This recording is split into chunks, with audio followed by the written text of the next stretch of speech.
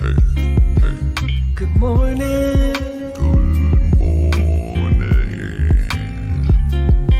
Good morning, my friends. Today is indeed a good day. I can love you and be your friend, even if we think differently, believe differently, act differently, look different, or come from different places in life. You are welcome here. With that in mind, let's get our day started together. Let's slow down together each morning to contemplate valuable precepts and how we might apply these in our thoughts, words, and actions today, and how they might grow into practices, habits, and even ways of life, so that our life's example is rooted firmly in core values that are a benefit to ourselves and to all around us. Welcome to the month of March, and this morning we are looking at love.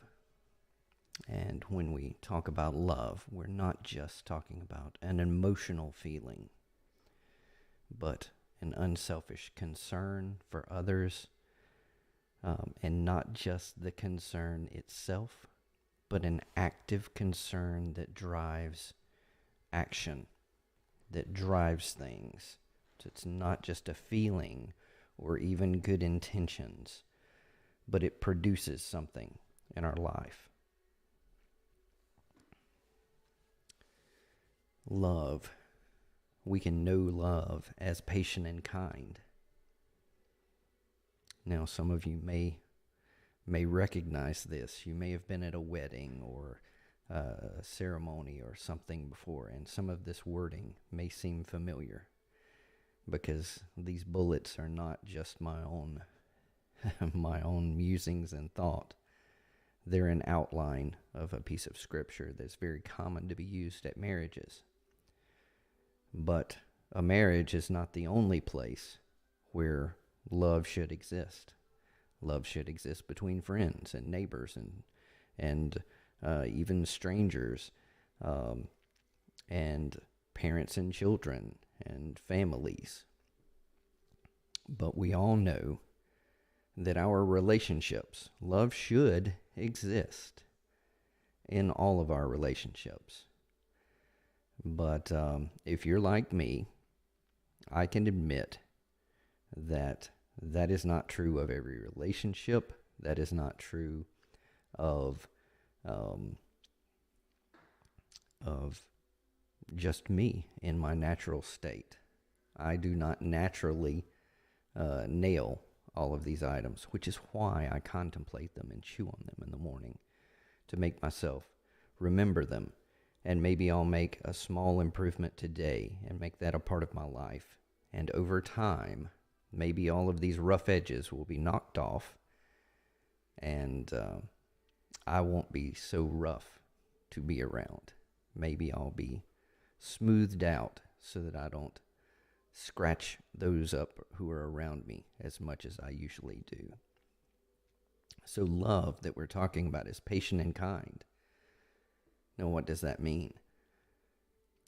It helps if we say what patience and kindness is not. If I'm envying someone else, or I'm boastful about myself, that's not being patient and kind. Neither is being arrogant or rude. Or how about insisting on my own way? If I'm irritable or resentful, I can guarantee you that my wife is not going to receive that as love.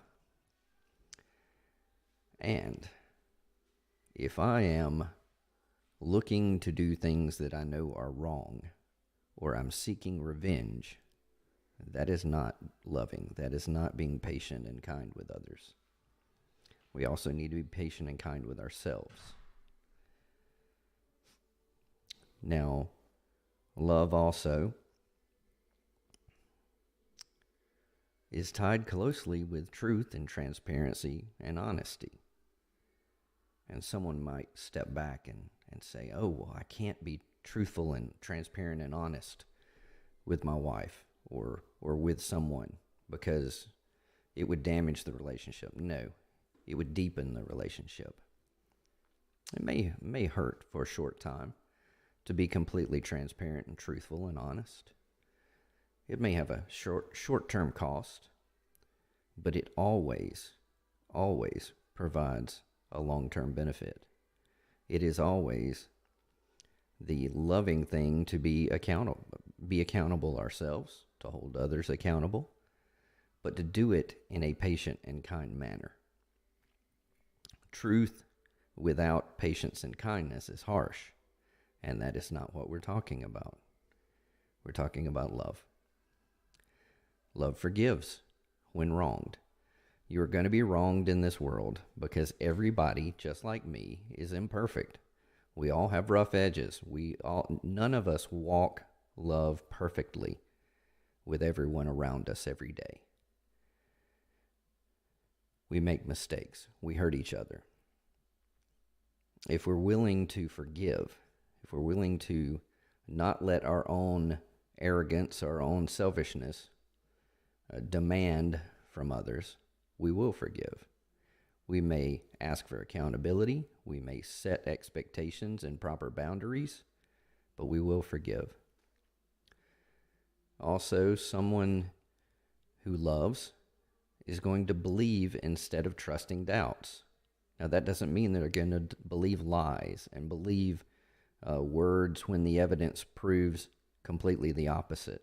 This isn't blind belief. But it does say that I'm going to give someone the benefit of the doubt. I may not know the whole story. I'm not going to let those creeping whispers and doubts in my ear affect my belief until I know the truth. It does hope for the best in others. We don't hope that others fail. We don't get excited, even when our enemies, those who may consider themselves our enemies, even when they fail, that's not a reason for us to rejoice and celebrate. Unless maybe that failure is helping them get to where they need to be. We hope that even in failures, that it has a positive, moving impact. We hope the best in others and for others. And love is about enduring challenges together. I heard a wonderful clip by Salma Hayek. And I'm not focusing on who it came from as much as the message, right? I like Selma. But she, like me and like you, is imperfect. So let's jump past any preconceived notions you have about the messenger, and let's get to the message. She shared that what she loved about her marriage is that it is not a blame game. It doesn't have to be that one person or the other is wrong or is the source of the problem. If someone is feeling something that is not good, they share it transparently and openly together, and they acknowledge that there is something that is not aligned properly in the relationship. And they both together look at what can be done to improve that. Not as a blame of one or the other, but a seeing each other as one unit that needs to work together towards a solution, towards success. So they endure those challenges together. I also heard watched another video that talked about when one person asks their partner or their wife or husband or a friend and asks them, could you get that for me, or could you do that for me? That if our initial reaction, and it's natural, is to think, well, they're so spoiled, they could get that for themselves, right? That may miss out on what is actually being asked for at that time. Many times, the person themselves knows that, yes, I could get this for myself. The person is actually asking to be loved in that way. Now, my wife is very good at seeing this and understanding this. She is she loves through acts of service very, very well. That is not something that is as natural for me, and I need to work on that. So, little things like me picking up my clothes, or at least making an effort to make the bed, or when she shares concerns about a letter that came in the mail about bills or this or that need to be taken care of, or that there's something with the vehicles that needs to be done. I don't need to hear that as another problem that she's handing to me to take care of. I need to hear that there's a challenge and there's an opportunity for me to show her that I love her by serving in these areas and these little things that I can do and help with.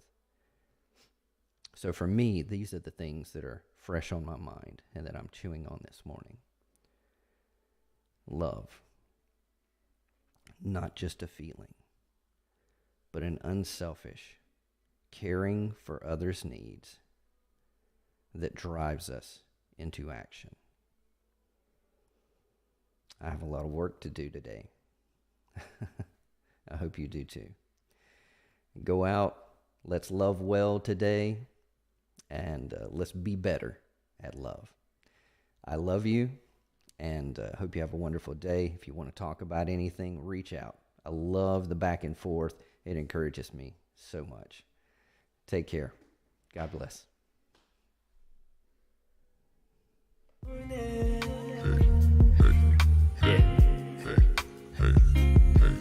Good morning.